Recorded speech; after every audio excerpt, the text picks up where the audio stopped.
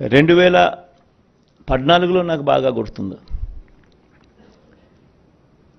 చంద్రబాబు నాయుడు గారు విపరీతమైన మోసపూరిత హామీలు ఇస్తా ఉన్నారు. ఆయన ఇస్తా ఉన్నాడు, మనం కూడా ఇవ్వకపోతే ఎలా, మన సంగతిని మనం చూసుకుందాం, ఫస్ట్ అయితే హామీలు ఇచ్చేద్దాం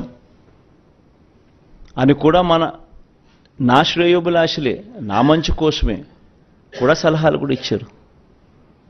కానీ ఆ రోజు నేను చేయలా. ఆ రోజు కూడా నేను చేయగలిగినటివి మాత్రమే చెప్పా. చంద్రబాబు నాయుడుతో నేను పోటీ పడలేకపోయా. ఈరోజు నేను గర్వపడతా ఉన్నా. నాకు అధికారం 2014లో రాలేకపోయినప్పటికీ కూడా చరిత్రలో చరిత్రహీనుడిగా మిగిలిపోకుండా చేయగలిగినటివి మాత్రమే అవి మాత్రమే చెప్పి చేసి చూపించి మళ్ళీ ప్రజల దగ్గరికి ఈరోజు చరిత్రలో ఒక హీరోగా ఈరోజు ప్రజల దగ్గరికి వెళ్తున్నాం. తేడా ఆ ప్రభుత్వానికి ఈ ప్రభుత్వానికి మధ్య తేడా గమనించండి. రాజకీయాలలో ఒక నాయకుడు ప్రజలకు ఏదైనా మాట ఇస్తే ఆ మాట ప్రజలు నమ్ముతారు. నమ్మి ఆ ప్రజలు ఆ రాజకీయ నాయకుడు అవన్నీ చేస్తాడు అన్న ఆశతో ఓటేస్తారు. ఆ ఓటు వేసినప్పుడు ఆ ప్రజలు ఆ నమ్మకం మన మీద పెట్టినప్పుడు మనం చేయాల్సింది ఏమిటి? వారి నమ్మకంతో ఆడుకోవడమా, వారి మనోభావాలతో ఆడుకోవడమా, వారి జీవితాలతో ఆడుకోవడమా? మనం చేయాల్సింది వాళ్ళ ఇంట్లో వాళ్ళ బిడ్డగా చెప్పిన ప్రతి మాట అమలు చేస్తూ వాళ్ళను చెయ్యి పట్టుకుని నడిపించగలగడమే లీడర్షిప్ అంటే. ఈరోజు పేదవాళ్ళ పరిస్థితి ఏమిటి, ఎలా ఉన్నారు, ఎలా బ్రతుకుతా ఉన్నారు, ఎలా బ్రతికారు అని నా 3648 కిలోమీటర్లు సాగిన నా పాదయాత్రలో నా కళ్ళారా నేను చూసినప్పుడు వాళ్ళ దగ్గరికి నేను పోయినప్పుడు చూసినప్పుడు పేదవాళ్ళ పరిస్థితి ఏమిటి అని చెప్పి గమనిస్తే పిల్లలను చదివించలేని పరిస్థితి, చదివించాలని ఆరాటం ఉన్న తల్లులకు. ఎందుకంటే మొట్టమొదటగా కడుపు నిండితే తప్పనిచ్చి ఆ తర్వాతనే చదువులు గుర్తుకొస్తాయి.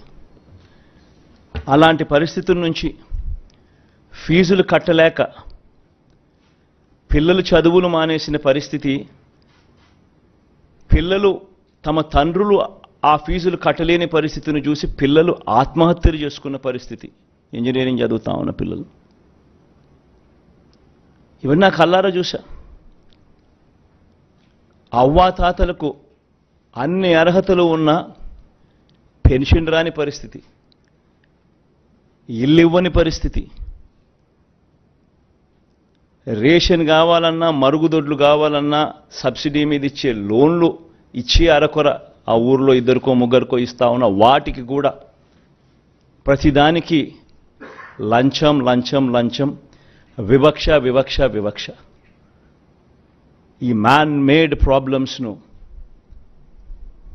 రాజకీయ నాయకులు సృష్టించిన ప్రాబ్లమ్స్ను, రాజకీయ పార్టీలు సృష్టించిన ప్రాబ్లమ్స్కు,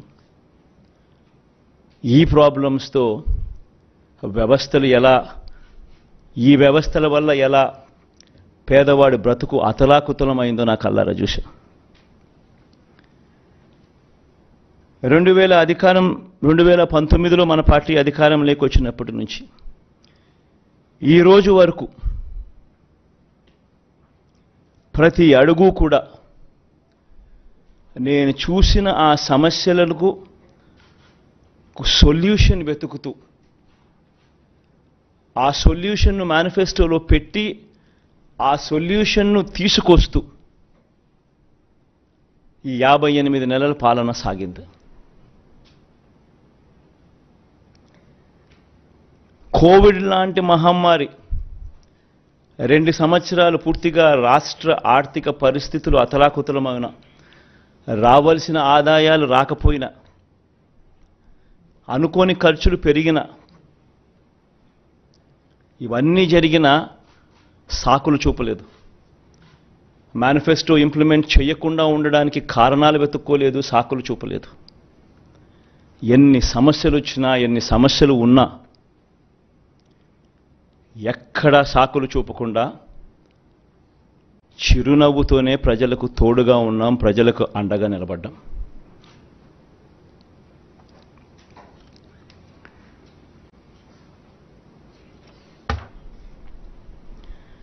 మేనిఫెస్టో అన్నది ఇంప్లిమెంట్ చేస్తూ ప్రతి సంవత్సరం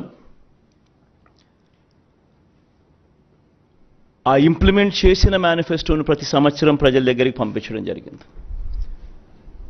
అడుగులు వేగంగా వేస్తూ జూన్లో మనం ప్రమాణ స్వీకారం చేశాం.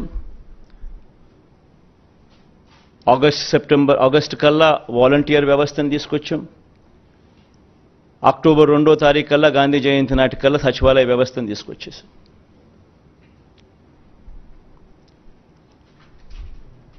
తీసుకువచ్చి గ్రామ స్వరాజ్యానికి అర్థం చెబుతూ ఎక్కడ లంచాలు లేకుండా, ఎక్కడ వివక్ష లేకుండా ప్రతి పథకము బటన్ నొక్కడం, నేరుగా నా అక్క చెల్లెమ్మల చేతికి వారి కుటుంబాల ఖాతాల్లోకి వెళ్ళిపోయే పరిస్థితి తీసుకొని రావడం.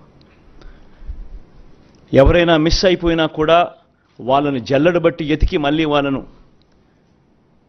మిస్సింగ్కి అవకాశం లేకుండా వాళ్లకు ఛాన్స్ ఇస్తూ మళ్ళీ వాళ్ళకు తోడుగా నిలబడ్డాం.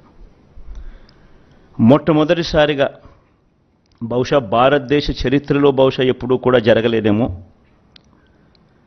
ప్రజలకు మంచి చేయడమే కాకుండా ప్రతి సంవత్సరం అది పంపించడమే కాకుండా ఎమ్మెల్యేలను కూడా, ఎప్పుడో ఎన్నికలప్పుడు గడప గడపకు వెళ్ళడం కాదు, ఎమ్మెల్యేలను కూడా ప్రజల దగ్గరికి ముందుగానే, ఎన్నికలకు 2-3 సంవత్సరాల ముందుగానే వాళ్ళను కూడా గడప గడపకు తిప్పుతూ ప్రజలకు జరిగిన మంచిని ప్రతి ఇంట్లోనూ ఈచ్ ఇండివిజువల్కు, ఈచ్ హౌస్కు రాసిన లెటర్లు తీసుకొని పోయి ఆ ప్రతి లెటరు వాళ్ళే ఇచ్చి, అక్క చెల్లి ఇవన్నీ జరిగాయి కదమ్మా, సంతోషంగా ఉన్నారా అని చెప్పి ఎమ్మెల్యేలు సైతం వాళ్ళ దగ్గరికి వెళ్ళి వాళ్ళ బ్లెస్సింగ్స్, ఆశీర్వాదాలు తీసుకునే కార్యక్రమం బహుశా దేశ చరిత్రలో ఎప్పుడూ కూడా జరగల. ఈ 58 నెలల్లోనే అది కూడా జరిగింది.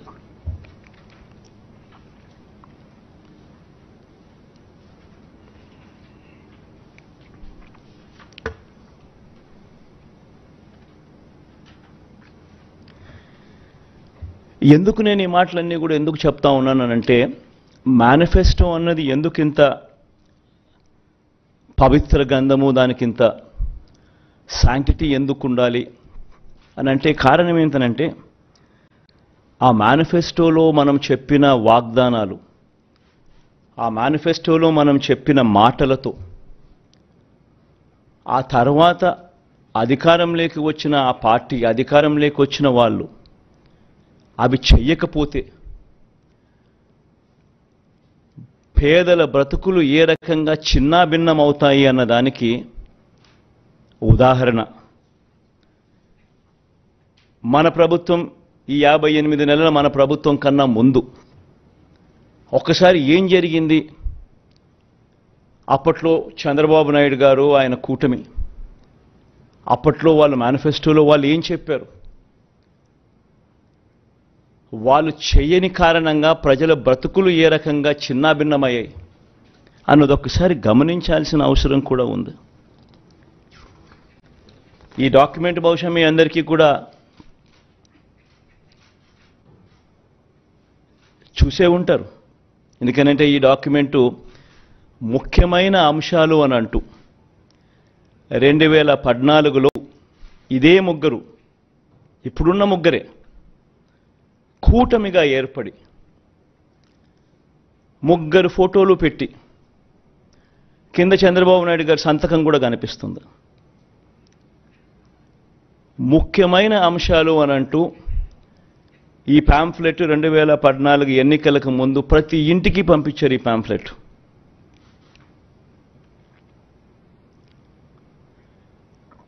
ప్రతి ఇంటికి పంపించిన ఈ పాంఫ్లెట్ను చూసి, వీళ్ళిచ్చిన టీవీలలో వీళ్ళిచ్చిన అడ్వర్టైజ్మెంట్లను చూసి అప్పట్లో ఈనాడులో చూస్తే, ఆంధ్రజ్యోతిలో చూసిన, ఏబిఎన్లో చూసినా, టీవీ5లో చూసినా అడ్వర్టైజ్మెంట్లు కూడా ఊదరగొట్టేవాళ్ళు.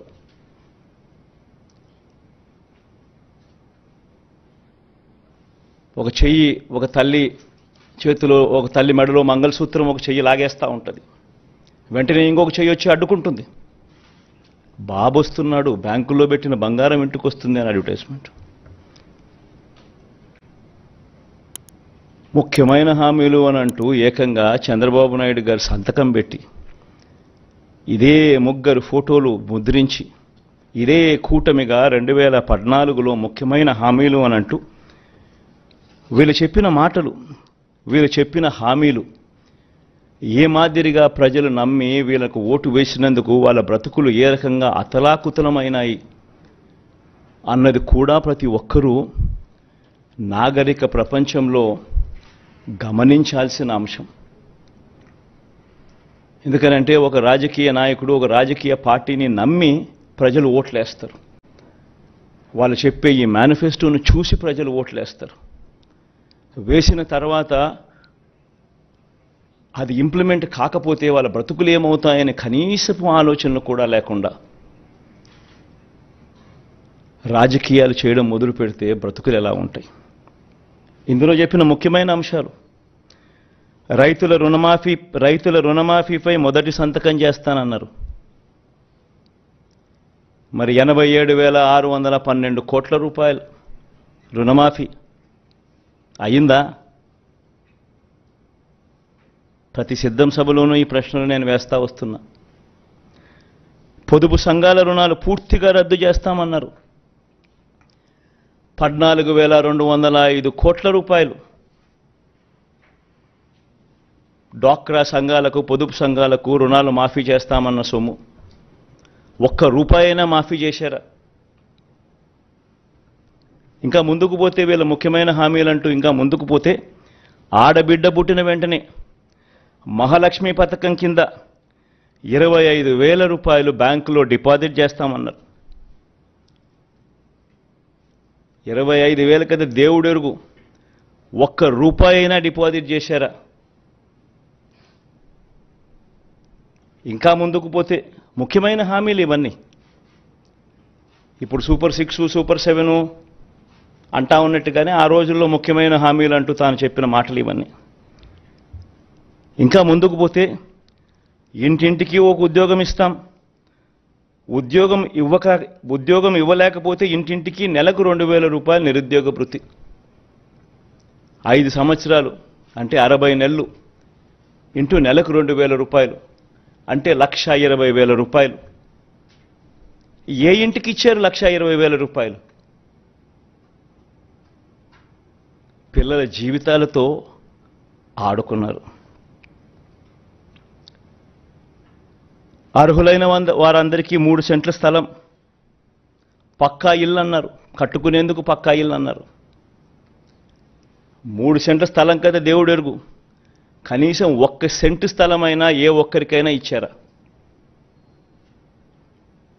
ముఖ్యమైన హామీలు ఇవన్నీ.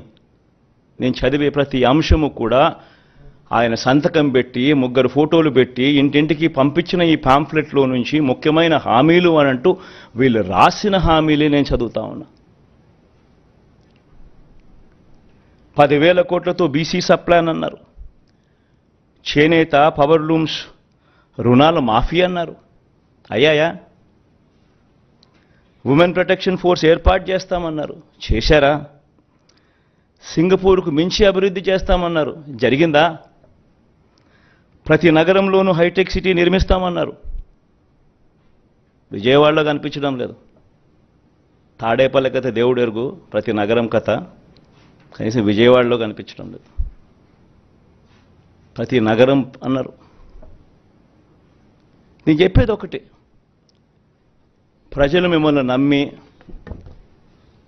మీకు ఓట్లు వేస్తే ముఖ్యమైన హామీలు అని అంటూ మీరు చెప్పిన వీటి పరిస్థితుల్లో కనీసం ఇందులో ఒక్కటంటే ఒక్క హామీ అయినా నెరవేర్చారా?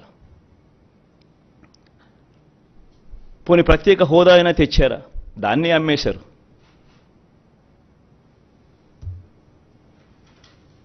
అదే నోట్తోనే ప్రత్యేక హోదా ఏమైనా సంజీవినా అని చెప్పి మళ్ళీ వెటకారం కూడా చేశారు.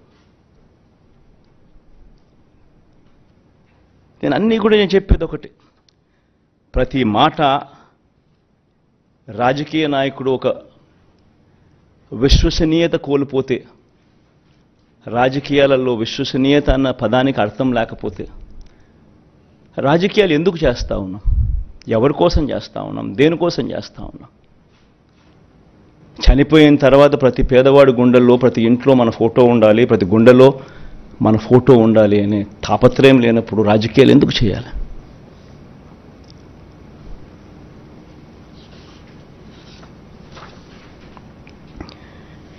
₹87,612 కోట్ల రుణాలు మాఫీ చేస్తానని చెప్పిన పెద్ద మనిషి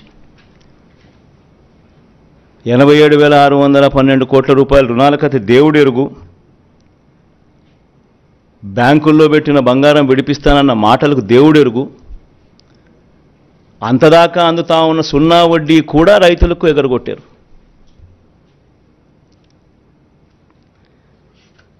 పొదుపు సంఘాల రుణాలు ₹14,205 కోట్ల మాఫీ చేస్తామన్న మాటలు, రుణాల మాఫీ కథ దేవుడెరుగు. అక్టోబర్ 2016 నుంచి అప్పటిదాకా అందుతా ఉన్న సున్నా వడ్డీని సైతం రద్దు చేశారు, అది ఎగరగొట్టారు. పొదుపు సంఘాల పరిస్థితి ఏమిటి అని అంటే ఓవర్ డ్యూసు ఎన్పిఏలు 18% పైచిలుకు వెళ్ళిపోయింది. ఏ గ్రేడు, బి గ్రేడ్ సంఘాలన్నీ సి గ్రేడు, డి గ్రేడ్ సంఘాలుగా మారిపోయాయి. అక్కచెల్లెమ్మలు రోడ్డు మీదకి వచ్చారు, రోడ్డున పడ్డారు. నిరుద్యోగులకు ₹2,000 నిరుద్యోగ భృతి అన్నారు, ఉద్యోగం ఇవ్వలేకపోతే. ఎవరికిచ్చారు? కొన్ని గవర్నమెంట్ ఉద్యోగాలు ఎన్ని ఇచ్చారు అని చూస్తే మొత్తం 2014 నుంచి 19 పీరియడ్లో ఇచ్చింది కేవలం 32,000 ఉద్యోగాలు. అదే ఈ 58 నెలల కాలంలో మనం ఇచ్చిన ఉద్యోగాలు ఏకంగా 2,31,000 ఉద్యోగాలు. ప్రతి సచివాలయంలో కనిపిస్తారు పిల్లలు, ప్రతి గవర్నమెంట్ హాస్పిటల్లో కనిపిస్తారు డాక్టర్లు, నర్సులు, స్టాఫ్, పారామెడిక్స్.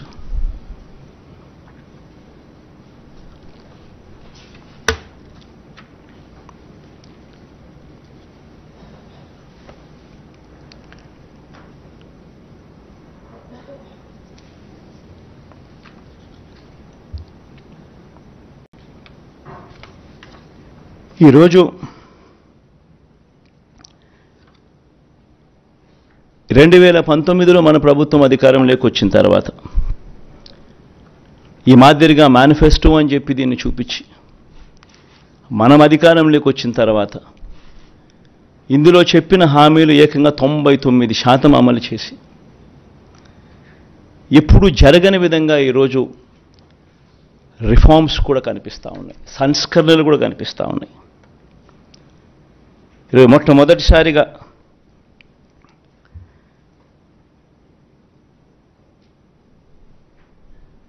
వాలంటీర్లు, గ్రామ సచివాలయాలు ఈరోజు గ్రామ స్వరాజ్యానికి నిజంగా అర్థం చెబుతూ ఈ 58 నెలలకు ముందు ఎవరైనా కూడా మీతో కానీ ఇంకొకరితో కానీ ఎవరైనా గవర్నమెంట్ ఇచ్చే డబ్బులు లంచాలు లేకుండా అందుతాయి అని అంటే ఎవరైనా నమ్మేవాళ్ళ? వివక్ష లేకుండా అందుతుందంటే నమ్మేవాళ్ళ? నేరుగా ఎవరు చుట్టూ తిరగాల్సిన పని లేకుండా మీ ఇంటికే వస్తాయంటే నమ్మేవాళ్ళ? మొట్టమొదటిసారిగా ట్రాన్స్ఫర్మేషన్.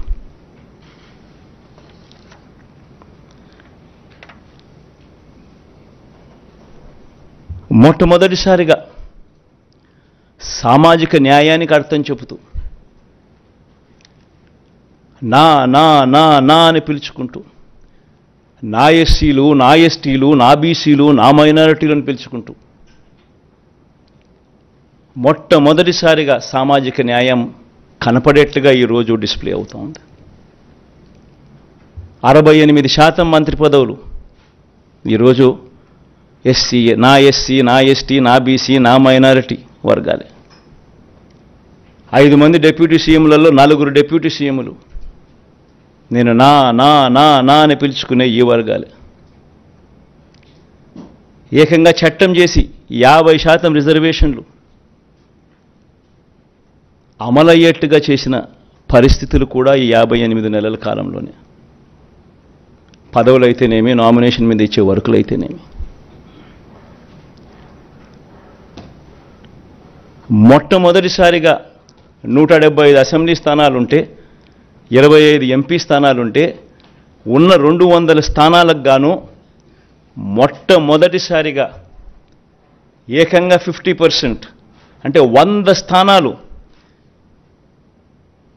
నా ఎస్సీ, నా ఎస్టీ, నా బీసీ, నా మైనారిటీ వర్గాలకు ఇచ్చిన చరిత్ర ఈ ఆంధ్ర రాష్ట్రంలో ఎప్పుడైనా జరిగిందా? కొన్ని దేశంలో ఎక్కడైనా జరిగిందా? ఎవరైనా ఏ రాజకీయ పార్టీ అయినా ఇచ్చిందా? 50%. సామాజిక న్యాయం అన్నదానికి ఒక అర్థం చెబుతూ మాటల్లో కాదు చేతల్లో చూపించిన పాలన కూడా ఇక్కడే జరిగింది.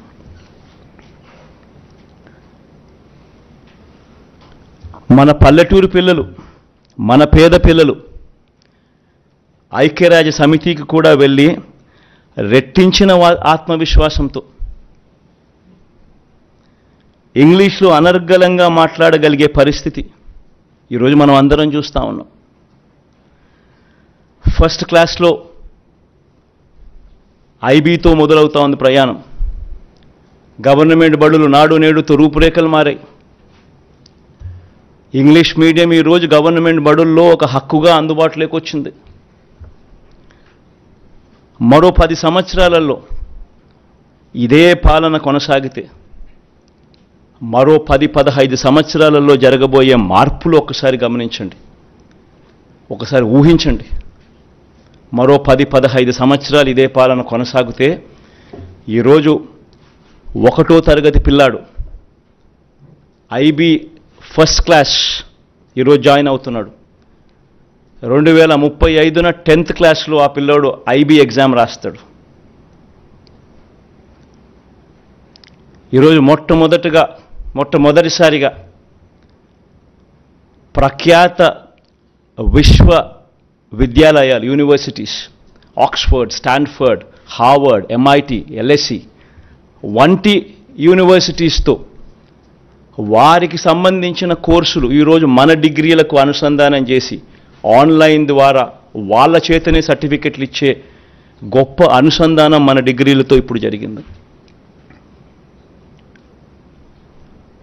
10 సంవత్సరాలకు 2035 నాటికి ఐబీలో 10th క్లాస్ సర్టిఫికెట్ తీసుకుంటారు మన పిల్లలు. ఆ తర్వాత 4-5 ఏళ్లకు డిగ్రీ పాస్ అవుతారు. ఆ డిగ్రీ కూడా కరికులం కూడా వాళ్ళు చదివే కోర్సుల్లో దాదాపుగా 30% కోర్సులు ఏ హార్వర్డ్ నుంచో, ఏ ఆక్స్ఫర్డ్ నుంచో, ఏ స్టాన్ఫోర్డ్ నుంచో సర్టిఫికెట్లు వస్తాయి. ఆ 10-15 సంవత్సరాల ఆ 10 నుంచి ఆ 15 సంవత్సరాల తర్వాత ఆ చదువులతో, ఆ క్వాలిటీ చదువులతో పిల్లాడు భావి ప్రపంచంలోకి వచ్చి ఉద్యోగం కోసం ఎతకడం మొదలు పెడితే పరిస్థితి ఏమిటి? ఆ పేదలు అనర్గళంగా ఇంగ్లీష్లో మాట్లాడుతూ ఉద్యోగాల కోసం వాళ్ళు అప్లికేషన్ పెడితే పరిస్థితి ఏమిటి? పేదరికం అన్నది మటుమాయమయ్యే పరిస్థితులు.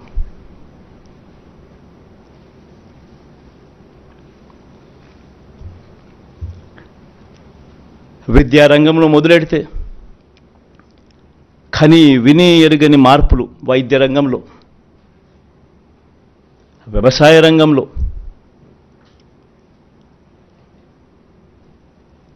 మహిళా సాధికారత విషయంలో, అవ్వాతాతల సంక్షేమంలో, సామాజిక న్యాయంలో కని విని ఎరుగని మార్పులు ఈరోజు కనిపిస్తూ ఉన్నాయి. ఒక గ్రామంలోకి అడుగు పెడితే ఆ గ్రామం నుంచి 4 అడుగులు ముందుకు వేస్తే ఒక సచివాలయం కనిపిస్తుంది. 600 రకాల సేవలు, ప్రతి 60-70 ఇళ్లకు ఒక వాలంటీర్ ఇంటికి డోర్ డెలివరీ చేస్తూ ఉన్న సేవలు, కరప్షన్ లేదు, వివక్ష లేదు. 4 అడుగులు ముందుకేస్తే అదే గ్రామంలో village clinic, family doctor concept, ఆరోగ్య సురక్ష ప్రతి ఇంటికి జల్లడబడుతూ, విస్తరించిన ఆరోగ్యశ్రీ, ఆరోగ్య ఆశ్ర, మరో 3 అడుగులు ముందుకు, మరో 4 అడుగులు ముందుకు వేస్తే అక్కడే ఆర్బీకే రైతు భరోసా కేంద్రం, రైతన్నలను చెయ్యి పట్టుకొని నడిపిస్తూ అక్కడే నాణ్యమైన విత్తనాలు, పంటల కొనుగోలు, నాణ్యమైన విత్తనాల supply, pesticide supply, fertilizer supply దగ్గర నుంచి మొదలు పెడితే పంటల కొనుగోలులో కూడా దళారీలు లేకుండా వ్యవస్థ అక్కడే. ఇంకొక 4 అడుగులు ముందుకు వేస్తే అక్కడే ఇంగ్లీష్ మీడియం బడులు, నాడు నేడుతో మార్పు చెందిన బడులు.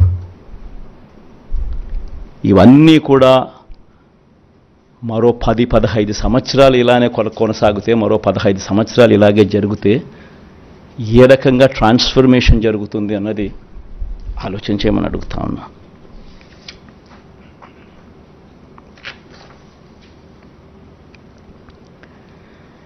ఈరోజు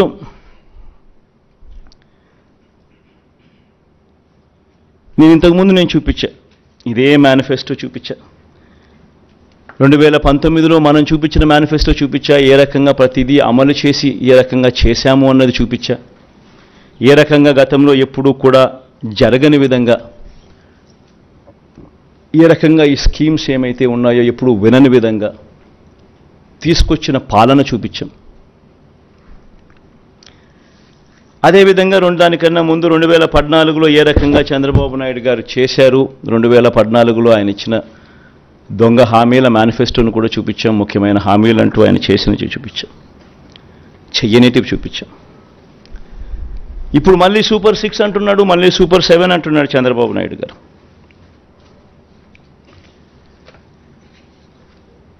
ఈ సూపర్ 6లకు, ఈ సూపర్ 10లకు, ఈ సూపర్ 6లకు చంద్రబాబు చెప్పే ఈ సూపర్ 10లకు అసలు ఎంత ఖర్చు అవుతుంది? ఇది సాధ్యమేనా?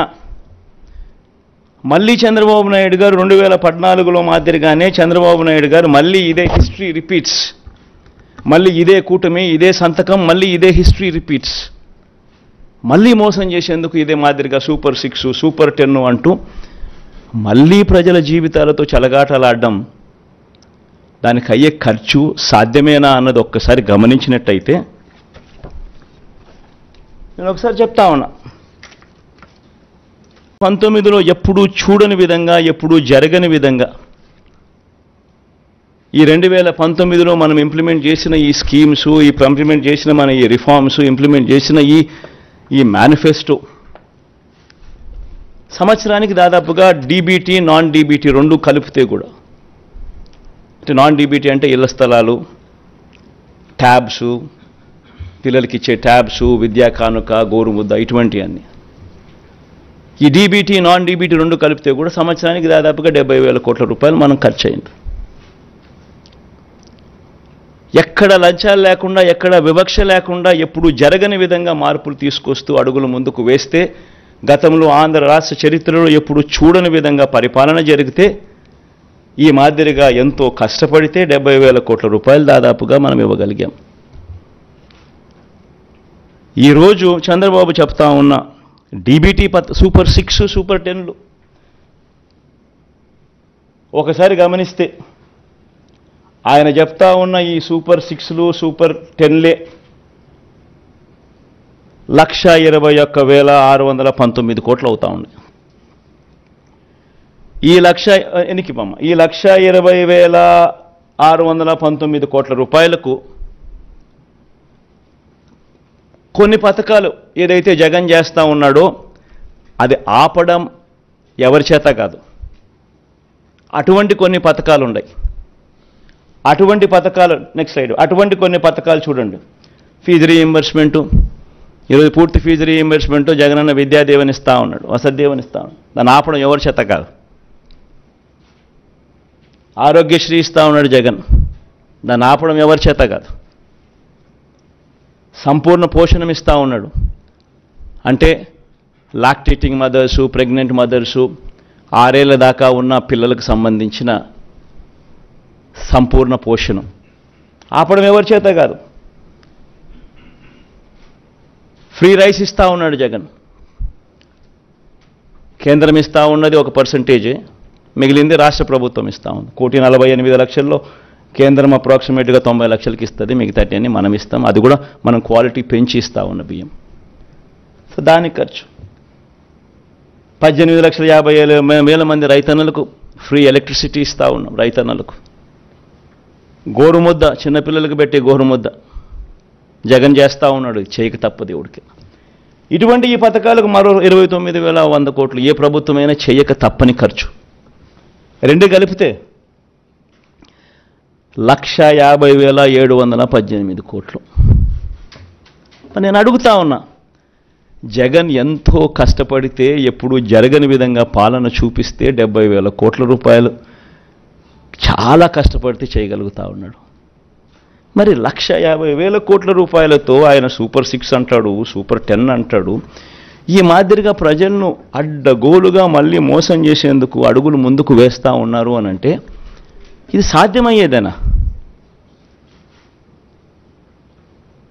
సాధ్యం కాదని తెలిసి ఒక రాజకీయ నాయకుడు ఈ మాదిరిగా రిపీటెడ్గా, I repeat that word, habitual offender, I repeat that word.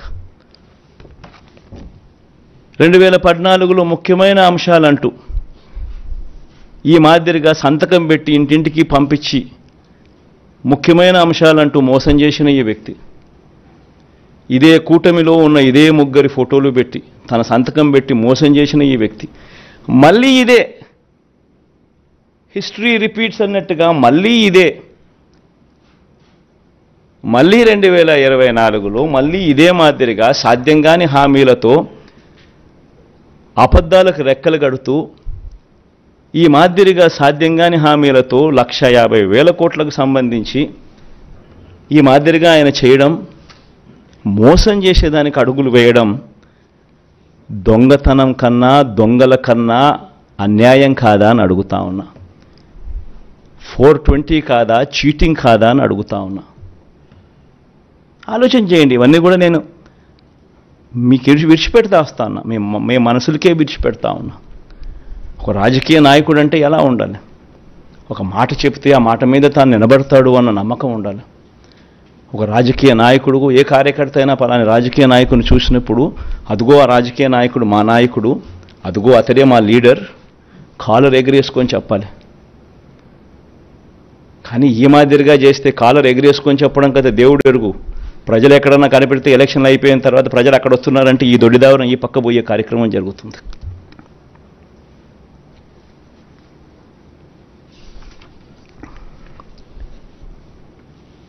అదే మాదిరిగా ఈయనేమంటాడు,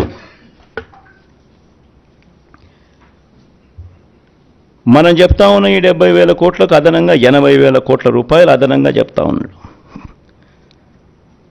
సాధ్యం కాదని తెలిసినా కూడా తాను చెప్తా ఉన్నాడు. ప్రతి సందర్భంలోనూ చంద్రబాబు నాయుడు ఏమంటాడు, నేను సంపద సృష్టిస్తాను, జగన్ చేయలేకపోయాడు, నేను సంపద సృష్టిస్తాను, నేను సంపద సృష్టిస్తా కాబట్టి నేను చేయగలుగుతాను అని చెప్పి నిస్సిగ్గుగా తన అబద్ధాన్ని తాను డిఫెండ్ చేసుకుంటాడు. తాను చెప్పే మోసాలను అబద్ధాలను డిఫెండ్ చేసుకుంటాడు నిస్సిగ్గుగా. పోనీ నిజంగానే ఏ స్థాయిలో సంపద సృష్టించాడు, ఆయన పరిస్థితి ఏమిటి అని ఒకసారి ఈ 14 ఏళ్ళ తన పరిపాలన ఒకసారి చూద్దాం. ఆ రెడ్ లైట్స్లో పెట్టినదంతా ఆయన పరిపాలనే, ఆ 14 ఏళ్ళ ఆయన పరిపాలన మీరే గమనించండి. ఆయన పరిపాలన చేసిన ఏ సంవత్సరంలో అయినా రెవెన్యూ సర్ప్లస్ ఉందా? ఆయన పరిపాలన చేసిన ఏ సంవత్సరంలో అయినా మీరు చూడండి రెవెన్యూ డెఫిసిట్. మళ్ళీ రెవెన్యూ ఎక్స్పెండిచర్కే రెవెన్యూ డెఫిసిట్ అవుతా ఉన్నప్పుడు నువ్వు సంపద ఎక్కడి నుంచి సృష్టించావు, ఎక్కడ నీ గత జీవితంలో ఎప్పుడు సృష్టించావు అని అడుగుతా ఉన్నా.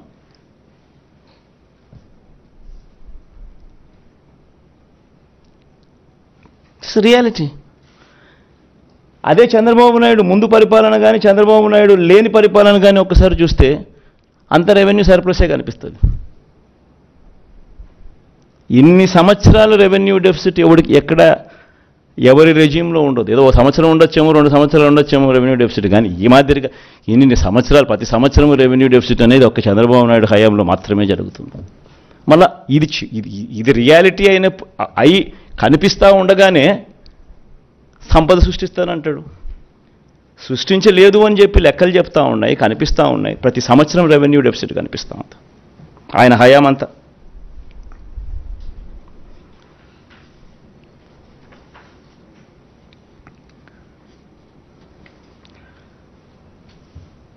నేను అడుగుతా ఉన్నా ఇదే బాబును, ఇక సంపద సృష్టించింది ఎక్కడా అని. కారణం, సంపద సృష్టించే శక్తి లేదు, సమర్థమైన ఆర్థిక నియంత్రణ కూడా లేదు, తన 14 ఏళ్ల పాలన కూడా దోచుకున్నది పంచుకోవడమే జరిగిన పరిస్థితులు. జగన్ ఎందుకు చేయగలిగాడు, చంద్రబాబు ఎందుకు చేయలేకపోయాడు?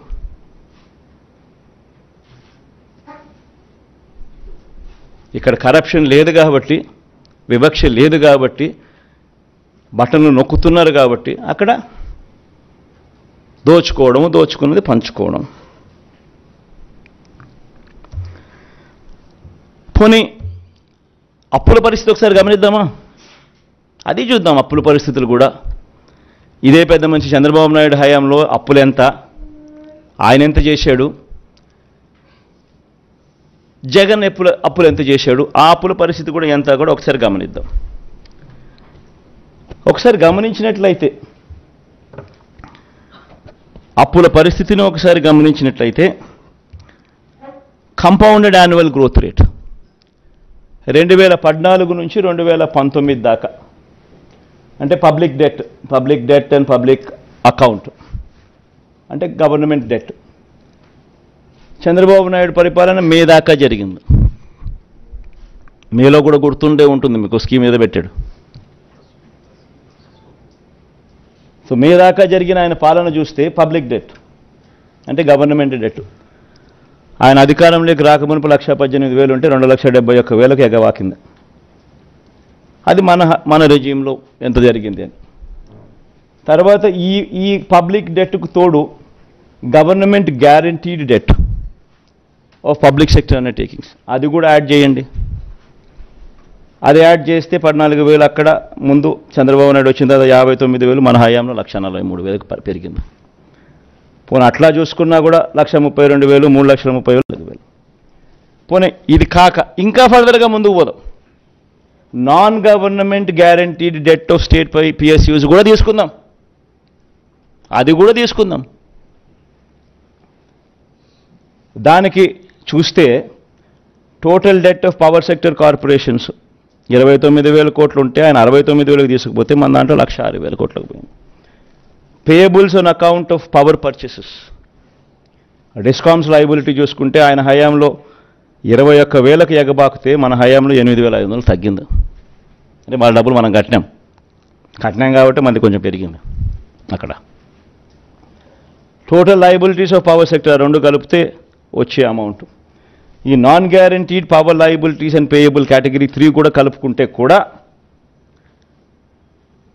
ఆయన హయాంలో 81,000కి ఎగబాకితే మన హయాంలో మనం కట్టాం కాబట్టి తగ్గి 69,000కి తగ్గింది.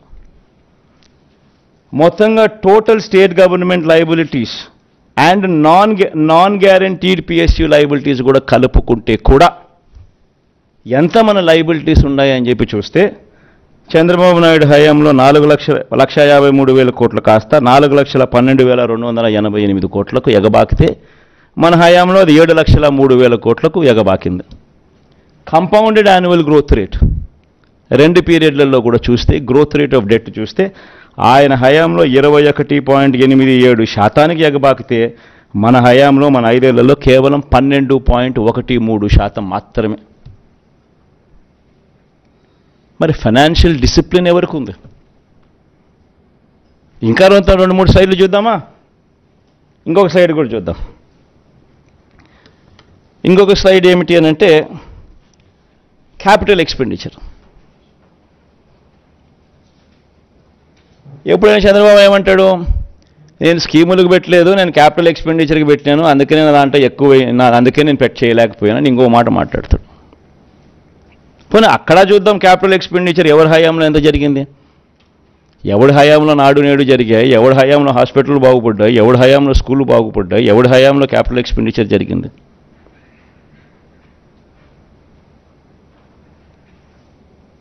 ఆయన హయాం చూస్తే క్యాపిటల్ ఎక్స్పెండిచర్ సంవత్సరానికి యావరేజ్ కింద 15,227 కోట్లు అయితే మన హయాంలో క్యాపిటల్ ఎక్స్పెండిచర్ 17,757 కోట్లు.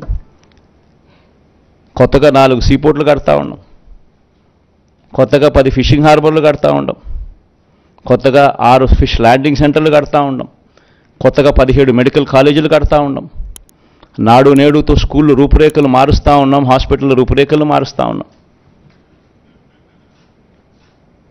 ఇవన్నీ ఇప్పుడు జరుగుతూ ఉన్నాయి, కళ్ళెదుటే కనిపిస్తూ ఉన్నాయి. ఇన్ఫ్యాక్ట్ ఇవన్నీ కూడా మన కోవిడ్ 2 సంవత్సరాలు ఉన్నప్పటికీ మోస్ట్ ఇంపార్టెంట్ పాయింట్ అది గుర్తుపెట్టుకోవాల్సింది అందరూ కూడా. 2 సంవత్సరాలు కోవిడ్ వెంటాడిన పరిస్థితుల్లో కూడా రాష్ట్ర ఆదాయాలు తగ్గిన పరిస్థితుల్లో కూడా జగన్ పర్ఫార్మెన్స్ ఇది, చంద్రబాబు పర్ఫార్మెన్స్ అది. పోనీ ఇంకొక సైడ్ కూడా ముందుకు పోదామా? ఇంకొకది మన share of GSDP in GDP of the country. Next slide ఇవ్వమ్మా. ఇది జీడిపిలో మన రాష్ట్ర షేర్ ఎంత, మన రాష్ట్ర మన వాటా అంటే పురోగతి అనేది ఏమిటి, దేశ ఖజానాకు మనం ఎంత ఇవ్వగలుగుతున్నాం అది చూస్తే చంద్రబాబు నాయుడు హయాంలో 4.47% కాంట్రిబ్యూషన్ ఉంటే మన హయాంలో 4.83% కాంట్రిబ్యూషన్.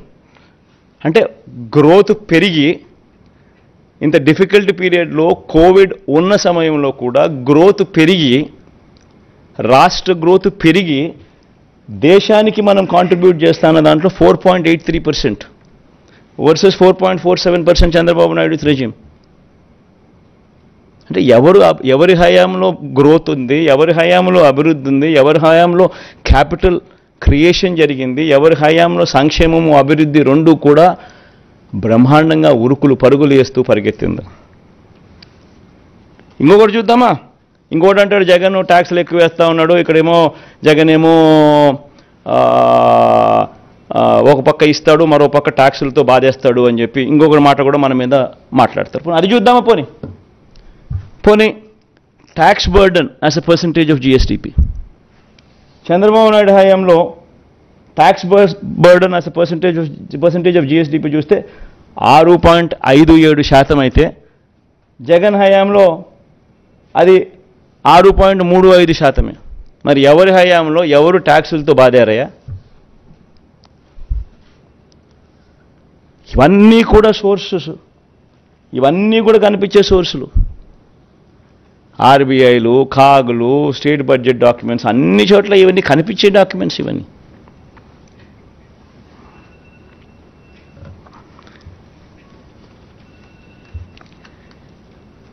అంటే ఇవన్నీ కూడా ఎందుకు చెప్తా ఉన్నాను అనంటే అబద్ధానికి వీళ్ళంతా కూడా రెక్కలు కట్టి వీళ్ళంతా ఏ మాదిరిగా దాన్ని మోసం చేయడానికి అడుగులు ముందుకు వేస్తూ ఉన్నారు. ఇది ధర్మమేనా అని ప్రతి ఒక్కరూ కూడా ఆలోచన చేయాలి కాబట్టి చేస్తా ఉన్నా. ఈరోజు ఈ మాటలన్నీ కూడా నేను చెబుతూ ఒకటే ఒక విషయం చెప్తా ఉన్నా. జగన్ అబద్ధలాడ్డు, జగన్ మోసం చేయడు, చేయలేకపోతే చేయలేనని చెప్తాడు తప్పనిచ్చి జగన్ ఎప్పుడు అబద్ధలాడ్డు, జగన్ ఎప్పుడు మోసం చేయడు. పేదలకు ప్రేమించే విషయంలో, పేదలను అభిమానించే విషయంలో మేనిఫెస్టోలో పెట్టినా పెట్టకపోయినా జగన్ వేసినన్ని అడుగులు బహుశా రాష్ట్ర చరిత్రలో ఎవరు వేయలేదు. మేనిఫెస్టోలో పెట్టనేటివి కూడా చాలా చేశారు, చాలా జరిగాయి ఈ 58 నెలల కాలంలో. ఇప్పుడు కాపు నేస్తం ఉంది, మేనిఫెస్టోలో లేదు. పిల్లలకు ట్యాబ్స్ ఉన్నాయి, మేనిఫెస్టోలో లేదు. ఈబీసీ నేస్తం ఉంది, మేనిఫెస్టోలో లేదు. ఇటువంటివి అనేకం. ఆరోగ్యశ్రీ 25 లక్షలకు పెంచడం మేనిఫెస్టోలో లేదు. పిల్లలకు విద్యా కానుక మేనిఫెస్టోలో లేదు. పిల్లలకు గోరుముద్ద మేనిఫెస్టోలో లేదు. ఇటువంటి అనేకం 31 లక్షల ఇళ్ల పట్టాలు మేనిఫెస్టోలు లేవు.